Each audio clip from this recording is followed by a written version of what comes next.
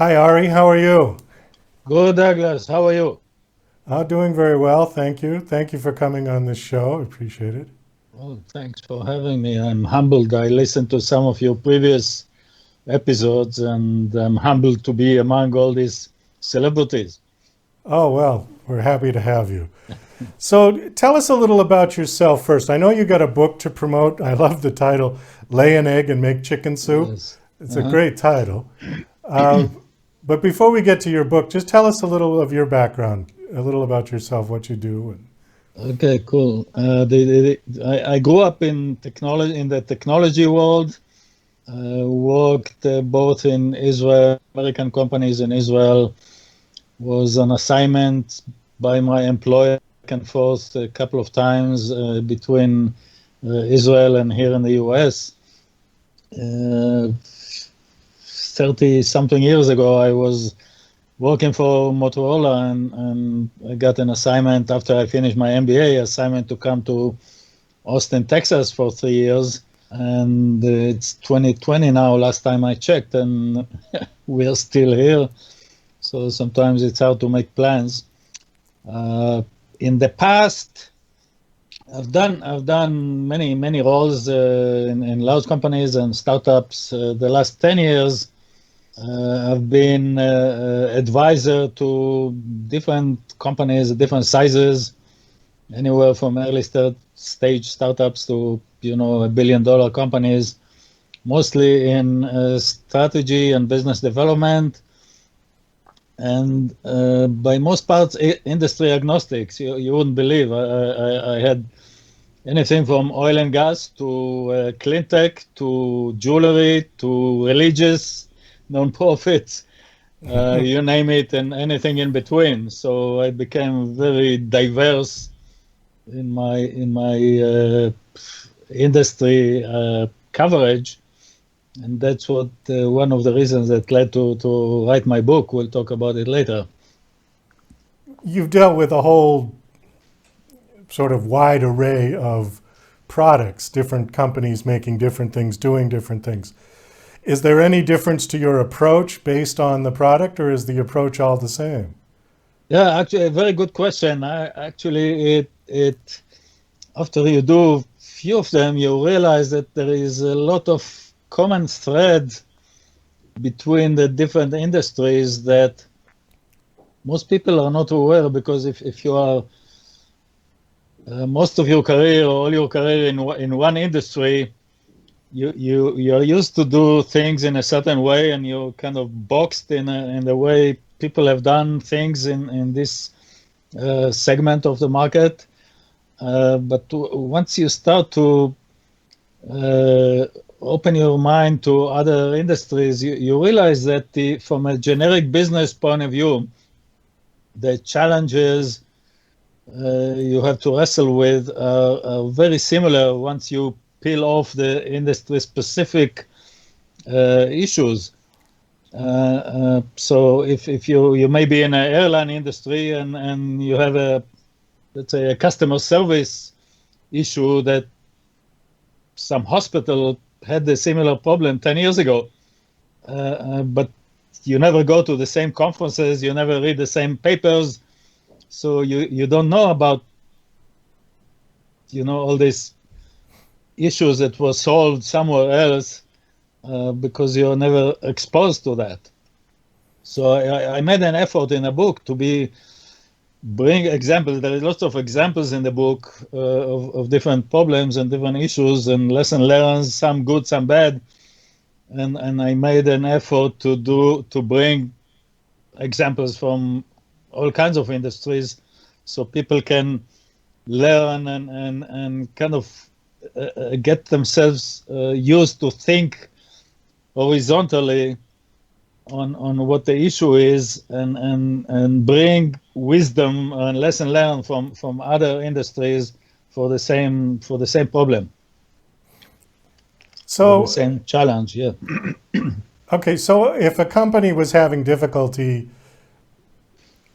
uh, staying solvent, and they were having specific, would you go in as a kind of a fixer and determine where the problems were and what had to be done to fix this particular issue or something? Is Yeah, that kind of what you do? that's one type of service I provide, a fixer or a turnaround expert, so to speak. I've done a few of those. The other one, or the book, and the other, I would say, more common help I provide is when companies introduce new products or new service, how to commercialize it, how to bring customers to be aware of the new service.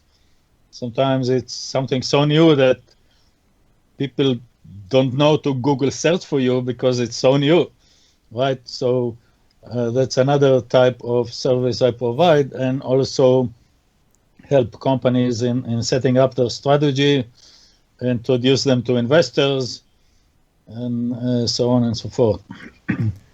How many times in your experience has the main problem with a particular company been the CEO? It's a sensitive question. So You don't have to name a company, yeah, just sure. generally speaking. Yeah, one name is me, right? I'm the problem often. No, just kidding. Um, it's not about good and bad. It's more about having the right skill set for different stages of the company. So if you, let's say, of the business, you need a certain skill set to start a new startup, and other skill set once the startup succeeds and have 10,000 employees and $100 million of revenue. Very often it's a different skill set. It's not about good or bad. It's about different skill sets. Okay, all right. So, because I've seen, and we've all seen these stories, particularly I think in the auto industry, where they change the CEO and somehow the company just blossoms from a practically bankrupt state. And you think, well, just one guy made that big of a difference, but apparently it could be. It could be true. It could be, and the reason for that, once again, it's not about the good or bad. It's something what I mentioned before. When you bring something from outside the box, or a person from outside the box, they see things differently. So if the CEO is somebody that grew up in the company for 20, 30, 50 years, they are boxed in the way they have done things that worked for them most of the time. And once they bump into a problem, an issue, whether it's high gasoline prices or supply chain issues or whatever the challenge is, the way of thinking is boxed in a too narrow frame that they're not even capable of thinking outside of that. So if you bring an outsider, often this person will see faults that the inside people don't see, and will come up with solutions to these faults that the insiders don't see, because the insiders keep doing the same thing as they have done before. You know, there is a saying outsiders see all the faults. Insiders don't always see that. Right, very true. Let's talk about your book a little bit. Lay an egg and make chicken soup. Here's the there book. it is. Okay. I don't know, I see it in a mirror image. I don't know if it comes Yeah, it came across. through. We saw it. Comes through great. Okay. How did you come up with that title? It's a nice title. So often, especially in a startup or anytime you have an innovation, even in a large company, you're running into a chicken and egg dilemma. For example, I have a client now that we had a staff meeting this morning, and the issue on the table was exactly that. Should we spend $10,000 on a market research to prove that our concept is working, or should we spend $50,000 on a market research? And if it's 10,000, maybe we can put it on our credit cards, or if it's 50,000, where do we get 50,000 from? So there is always at the beginning a chicken and an egg dilemma. So I kind of borrowed that metaphor to the name of the book. I just took it to the next step, which is the chicken soup. If I were to pick up your book right now and start reading it, what should I expect to find? First of all, you should expect to enjoy the reading. And the reason for that, by the way, it's a serious business book, but I try to make it an easy read and entertaining. So every chapter covers a certain aspect of commercialization challenges of new products or new service.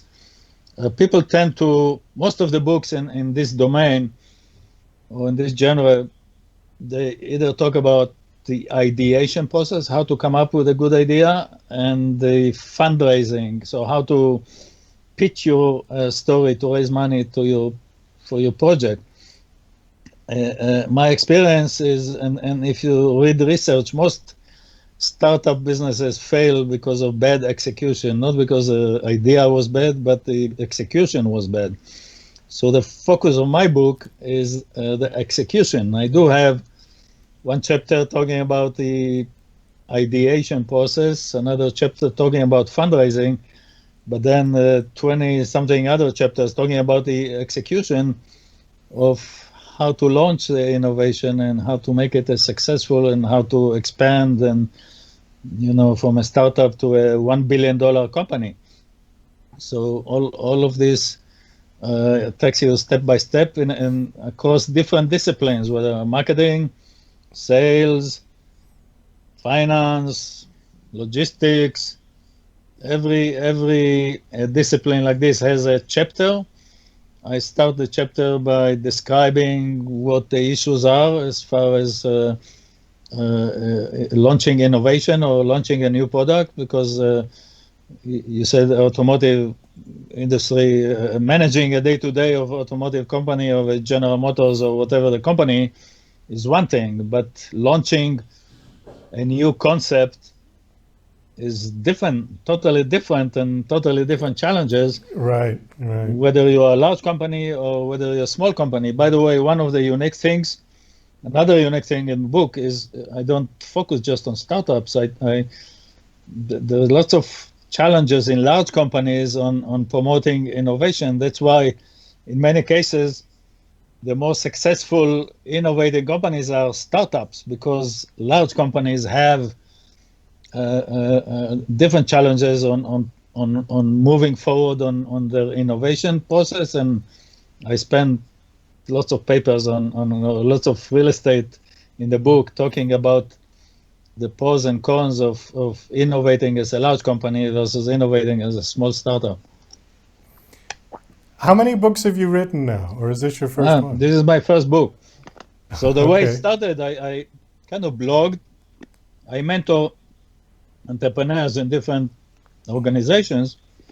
And as I wrote notes from every meeting I had with my mentees, I blog some of it on LinkedIn and other places. And, fast forward a year or two later, I found out I have enough material to do a book if I glue all the blogs together into something that makes sense. So that's what I did. Okay. How long has the book been out? It's coming up 2 years. It was out since December 2018, and it doing very well, even though 2 years later, sometime it kind of fade away.